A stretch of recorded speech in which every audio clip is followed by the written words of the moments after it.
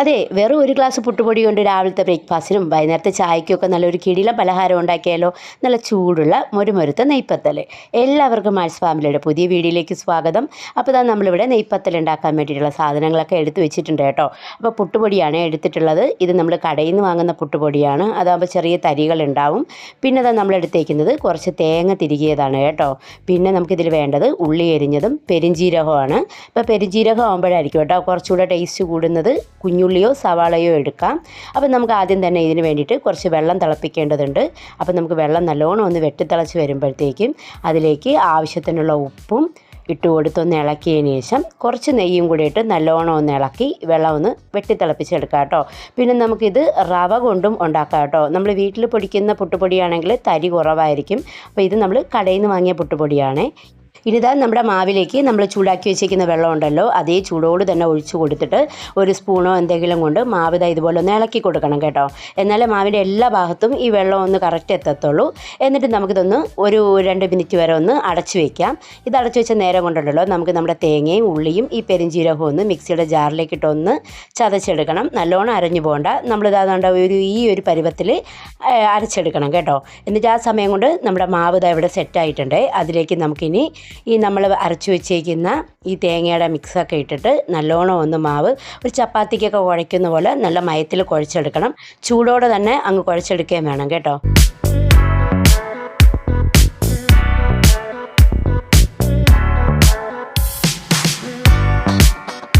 അങ്ങനെ നമ്മുടെ മാവെല്ലാം ഏകദേശം ഒന്ന് ശരിയായി വന്നിട്ടുണ്ട്. നമുക്ക് എല്ലാ ദിവസവും ഈ പുട്ടൊക്കെ തിന്ന് കുറേ ദിവസമൊക്കെ അടുപ്പിച്ച് പുട്ടൊക്കെ കഴിക്കുമ്പോൾ മടുക്കുന്നവർക്ക് ഇത് പെട്ടെന്ന് തന്നെ പുട്ടുപൊടിയിൽ ഇതുപോലെ ഉണ്ടാക്കിയാൽ ഒരു വെറൈറ്റി ആയിരിക്കും, നല്ലൊരു ടേസ്റ്റും ആയിരിക്കും. പിന്നെ പിള്ളേർക്കൊക്കെ ഒരുപാട് ഇഷ്ടപ്പെടും കേട്ടോ. നമുക്ക് ചായയുടെ കൂടെയൊക്കെ കഴിക്കാം. അപ്പം നമ്മുടെ മാവെല്ലാം റെഡി ആയിട്ടുണ്ട്. ഇനി നമുക്കിതൊന്ന് വറുത്തെടുക്കാനായിട്ട് ഞാനിതാ ചെറിയൊരു അപ്പച്ചട്ടിയാണ് വെച്ചേക്കുന്നത്. അപ്പോൾ അതിലേക്ക് നമുക്ക് വറക്കാൻ ആവശ്യമായിട്ടുള്ള എണ്ണ ഒഴിച്ചിട്ട് ഈ എണ്ണ ഒന്ന് ചൂടാക്കി എടുക്കാം കേട്ടോ. അപ്പോൾ ഈ എണ്ണ ചൂടാകുന്ന നേരം കൊണ്ട് നമുക്കത് ഒരു ചെറിയൊരു പ്ലാസ്റ്റിക്കിൻ്റെ കവർ എന്തെങ്കിലും എടുത്ത് കട്ട് ചെയ്തിട്ട് അതിൽ വേണേൽ കുറച്ച് എണ്ണയൊക്കെ തടകി കൊടുക്കാം. എന്നിട്ട് മാവ് ഈ ഒരു ഉരുള ഷേപ്പിൽ ഒന്ന് ഉരുട്ടിയെടുക്കണം. ഒരുപാട് ചെറിയ ഉരുള ആവരുത്, ഇത്തിരി വലിയ ഉരുള തന്നെ എടുക്കുക. എന്നിട്ട് നമ്മുടെ ആ പ്ലാസ്റ്റിക് ഷീറ്റിലോട്ട് ഇട്ടിട്ടുണ്ടല്ലോ, ഇങ്ങനെ കൈ കൊണ്ട് പ്രസ് ചെയ്തിട്ട് ചെറിയൊരു എന്തെങ്കിലും പാത്രത്തിൻ്റെ അടപ്പ് കൊണ്ട് ഇതുപോലെ ഒന്ന് പ്രസ് ചെയ്ത് കൊടുത്താൽ മതി കേട്ടോ. ഒരുപാട് നൈസായിട്ട് എടുക്കരുത്, ഇത്തിരി കട്ടിക്ക് തന്നെ എടുക്കണം. അപ്പോൾ നമ്മളിങ്ങനെ പരത്തുമ്പോഴത്തേക്ക് ഈ സൈഡിലൊക്കെ പൊട്ടിയിട്ടുണ്ടെങ്കിൽ ഇതുപോലെ കൈ കൊണ്ടൊക്കെ വെച്ചൊന്ന് അതൊന്ന് ഷേപ്പാക്കി എടുത്താൽ നമ്മുടെ നെയ്പ്പത്തലിൻ്റെ ഇത് റെഡിയായി വന്നിട്ടുണ്ട്. അങ്ങനെ നല്ല വൃത്തിയായിട്ട് കിട്ടിയിട്ടുണ്ട്, അത്യാവശ്യം കട്ടിക്കും കിട്ടിയിട്ടുണ്ട്. അപ്പോഴത്തേക്കും നമ്മുടെ എണ്ണയൊക്കെ നല്ലോണം ഒന്ന് ചൂടായി വന്നിട്ടുണ്ട്. അപ്പോൾ തീ നല്ല കൂട്ടി വെച്ച് തന്നെ വെക്കണം. അപ്പോൾ അത് നമ്മൾ നേരെ മാവ് നമ്മളെ പരത്തിയത് ഇതിലേക്ക് ഇട്ട് കൊടുത്തിട്ടുണ്ട് കേട്ടോ.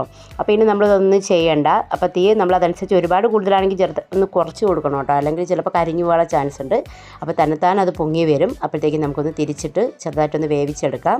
ഇനി ഇതാ നമ്മളത് നെയ്പ്പത്തൽ റെഡിയായി വന്നിട്ടുണ്ട്. നല്ല കളറുമാണ്, നല്ല സ്മെല്ലൊക്കെ വരുന്നുണ്ട് കേട്ടോ ആ പെരിഞ്ജീരകത്തിൻ്റെയൊക്കെ. അപ്പോൾ നമ്മൾ നെയ്പ്പത്തൽ സെറ്റായി വന്നിട്ടുണ്ട്. ഇനി നമുക്കിതൊന്ന് എണ്ണ തോരാൻ വേണ്ടിയിട്ട് ഇതുപോലത്തെ ഒരു പാത്രത്തിലോ അല്ലെങ്കിൽ ടിഷ്യൂ പേപ്പറിലോ ഒന്ന് മാറ്റി വയ്ക്കാം കേട്ടോ. അപ്പോൾ ഞാൻ അടുത്ത നെയ്പ്പത്തലും കൂടി ഇട്ട് കൊടുക്കുന്നുണ്ട്. അപ്പോൾ അതും ഇതുപോലെ തന്നെ പൊങ്ങി വരുന്നുണ്ട്. നമ്മളിത് തവി കൊണ്ടൊന്ന് പ്രസ് ചെയ്യാണ്ട് തന്നെ പൊങ്ങി വരും കേട്ടോ. അതുകൊണ്ടാണ് അത്യാവശ്യം കട്ടിക്ക് പരത്താൻ വേണ്ടി പറയുന്നത്. അപ്പോൾ അതാ നമ്മുടെ നെയ്പ്പത്തലെല്ലാം നമ്മളിവിടെ ചുട്ട് റെഡിയാക്കി വെച്ചിട്ടുണ്ട് കേട്ടോ.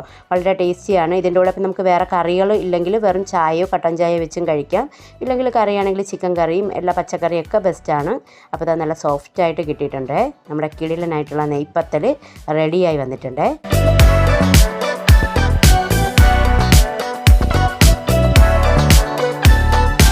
അപ്പോൾ എല്ലാവർക്കും ഇന്നത്തെ വീഡിയോ ഇഷ്ടപ്പെട്ടെന്ന് വിചാരിക്കുന്നു. വീഡിയോ ഇഷ്ടപ്പെട്ടാൽ ലൈക്ക് ചെയ്യുക, കമൻറ്റ് ചെയ്യുക, സബ്സ്ക്രൈബ് ചെയ്യുക, ഷെയർ ചെയ്യാനും ഹൈപ്പ് ചെയ്യാനും മറക്കരുത്. താങ്ക്